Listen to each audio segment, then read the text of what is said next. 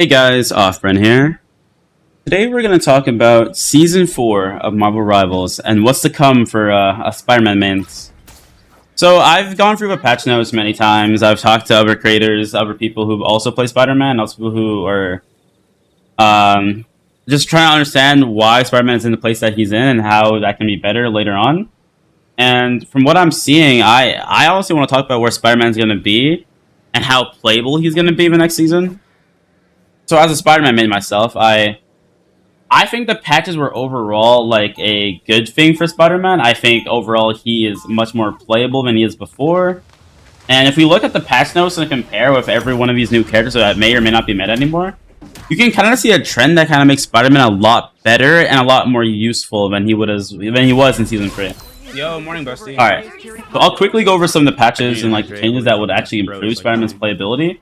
A big thing is some of Spider-Man's counters also got a bit of a nerf, and also a big thing did happen to Hulk, which actually might make Hulk way more banned, which also nerfs him more. So the first thing I want to talk about is Emma and her Diamond form being nerfed. So they reduced the cooldown for Emma's Diamond form, and that means there's less grabs in the game. There's easier to play. You can easily play around her Diamond form. It's a 20-second cooldown basically. And she's a lot easier to like deal with as Spider-Man now instead of having to always worry about her grab and her cooldowns. Now it's a lot stronger, you know, for Spider-Man to exist in a lobby and not be completely like, grabbed and instant combo to death. The next thing I want to talk about is Doctor Strange. Like he also is sort of a Spider-Man nerf, not really, but if you've played enough Spider-Man, you understand Doctor Strange can put a lot of pressure on Spidey. Especially his explosion that actually hits AoE and isn't really hard to aim on a Spider-Man in close proximity. And that did get buffed a bit, so Spider-Man does have to worry about Stranges and being too close to them. Because, like, a couple of hits of his left click and an explosion is enough to kill any Spider-Man player nowadays. It's, like, really easy to, like, get that combo off. Penny did get a bit of a buff, but that doesn't really affect a good Spider-Man. You shouldn't really be on the ground enough to be hit by her mines and her slow. So I don't think there's much of a change there. 4 did get sort of a buff. That's not really super important. I mean, the main things I do want to talk about here are the Moon Knight buff. Moon Knight isn't really like a hard counter to Spidey. I feel like they both have... You can play around a Spider-Man as a Moon Knight. You can also play around a Moon Knight as a Spider-Man. So they do have some sort of interaction there. But he did get a buff to his Moon Blade, which is his right-click burst damage option. That does do a lot of damage to Spidey and it's a lot more accurate. So that may mean Moon Knight is a lot better at dealing with Spider-Mans now, which is, you know, just whatever. You can definitely find a way to play around that. Psylocke also got a decent nerf to her damage, so overall I think Spider-Man can now win more of these Psylocke matchups and not get instantly burned if she hits a combo off of him. One thing I do want to talk about is how Spider-Man is now a lot more playable is that the Scarlet Witch team-up is a lot weaker than it was before.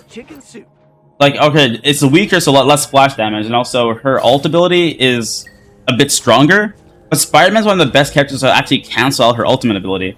So all things considered, I think this overall is not too bad of a change for Spider-Man. Like, one is just the same, just a little bit weaker in some cases. And if you do get hit by her ult, it's a guaranteed kill for anyone, even on Spider-Man, so it doesn't really matter. She can now be healed when she's in that phase form, but that shouldn't be too big of an issue, honestly, with Spider-Man. You can pull her, you actually can zip to her and combo her out of her phase. So it's whatever. Also, a big nerf, I think, for a Spider-Man counter, I want to say in air quotes, is Squirrel Girl. She got a decent damage nerf, which is good. Honestly, I think she did deserve some sort of rework. She did way too much damage for, you know, very low skill ceiling, which also annoyed a lot of people who do play like skillful characters, right? Just cross the map and like you just instantly die. You don't know who killed you. I think that shit was pretty dumb. I'm glad they are making steps to change that. Winter Soldier also got a decent hidden buff. I don't know why they threw this one in, but if you get hit with Winter Soldier's fist attack, his dash, this is like his second strike, it applies a debuff and you can't use a mobility ability. So that just would kill a Spider-Man. Like, you're basically cooked at that point. Like, if he hits that shit on you, just give it up. Like, he's definitely taking you out of the fight. Like, you're gonna die. Same with BP. So if any dive, if Bucky's now, I would want to say the ultimate movement character killer. Like, he will kill all of you if he hits that hit off you. Especially BPs. BPs, if you get hit by that fist and you don't have a dash, you're not dashing anyways. Like, you're just instantly killed. Your dash is gone. You're getting comboed with his left click. You're getting grabbed. Bucky's a really good counter on Spider-Man now, so I would say watch out for decent Bucky players in your game. I would say you'll see a lot more invises being played. I think invis is in a weird spot where if an invis is bad, she's a free kill for Spidey. But if an invis is good, she's like impossible to play around. She has a lot of like stuff to stop your abilities, to pull you out of your dashes, pull you out of your swings. I think her ult did get a pretty decent buff. You're not gonna be able to kill her out of her ult anymore. Cause I've seen many times playing Spidey that I've ulted and I've comboed invis to death in her own ultimate, which is probably not gonna happen as often anymore, right? Shark got a decent ult buff. I mean, overall, you're not really playing that much differently around a Shark. His ult did get pretty much, you know, shafted a little bit. A big thing I do want to talk about is Loki and Luna.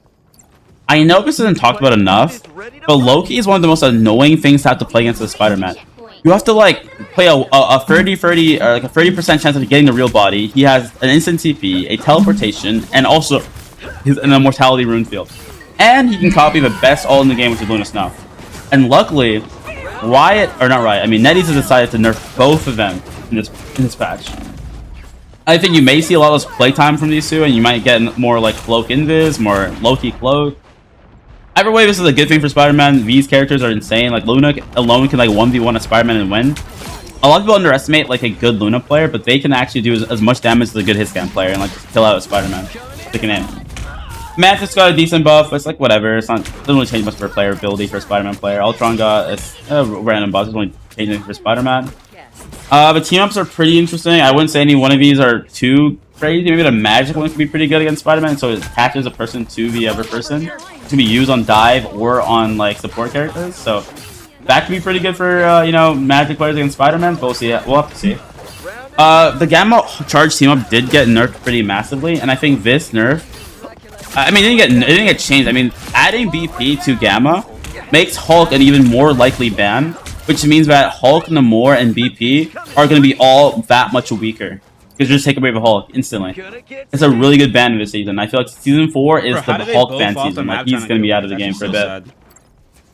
And yeah, I think most people are going to be banning either Banner Magic, maybe still Banner Emma. Torch is still in the game untouched. Phoenix is still in the game untouched. Those characters are decent against Spider-Man. With Invis being a lot more played, I think Torch is going to be a lot more of a problem. So you might be banning like Banner and, you know, Banner Torch sometimes. Banner Invis. Like, a lot more interesting team comps are going to form out of this. And I feel like this new season for Spider-Man might not be too bad. And I'm pretty excited to see what they do. And I honestly feel like as a Spider-Man player, I think this is probably the best time to learn how to play him. There's a lot of other options to play dive are kind of like shafted and not good enough anymore. And you will definitely find a lot more value just having fun and playing Spider-Man. Like, don't even worry about it. Don't stress. Spider-Man is definitely not going to go anywhere. He's still going to be a lot more playable than he was. Maybe a few changes and team-ups will adjust him a little bit. But hopefully we do give him some sort of buff. I think he definitely needs a faster down slam option. He needs like maybe a faster cooldown on his webs. Maybe give him back webs off like kills or like off of probably off kills like a Genji would, you know, stuff like that would be cool. I mean, he's kind of in a weird spot. I think all dive's a lot weaker than they were in season 0. I think overall they've been nerfed to a sizable extent, but I am in the hopes that they will make these changes to make them stronger, maybe adjust some of the stronger characters that they're a bit weaker. Emma's in probably a better place now. We probably need a mag adjustment just a little bit more, but overall I think Tank's in a good spot. I don't think, okay, nice. Good job, guys. I really don't think Angela's going to be that strong. Last thing I want to talk about in this video is that Angela kind of also got adjusted, or got added to the game in season 4. And her kit is entirely countered by CC and Invis and Loki, like, and Emma. Like, I feel like Angela doesn't change the meta as much that we would hope for a new tank to be in the game. And you guys want the PNG? Up the PNG. In order for her to be decent, I would think they would have to give her maybe CC immunity in one of her abilities, and maybe make it so that when Emma has Angela. Give Angela like a poke ranged option. Like if you watch in the trailer against the Daredevil fight, you will see that Emma can actually shoot things at Daredevil. This is not a thing in her actual kit. Why was that not a thing? If she has to fly to you every time to do damage, you will just kill her. You'll stun her out of the air. You'll take her out of the game. Maybe a better Angela will show me and prove me wrong that she might be meta in some situations, but overall I think she's a very niche tank off rip. I mean, Emma came out of the game like insane. Like Thane was pretty decent. You know, Thane is definitely a lot more playable now. But I don't think Angela does anything better than like Wolverine or any of these other tanks. Like ult for pressure and like, better movement. almost I don't know. We'll see. free I'll have to bans. see. I think the team looks pretty cool for and 4. Maybe 4 did get a decent buff to stun everyone off his ult, but we'll have to see if that's any good in the actual game. But yeah, you know what? It's a pretty decent video. I'll end it off here. 5 minutes playable. You guys have fun. Learn pulls more. Pulls are very important. Hopefully they don't nerf that shit out the ground. Like my throw has been. But yeah, have a good rest of your guys' day. Peace. Actually, I actually got COVID-20.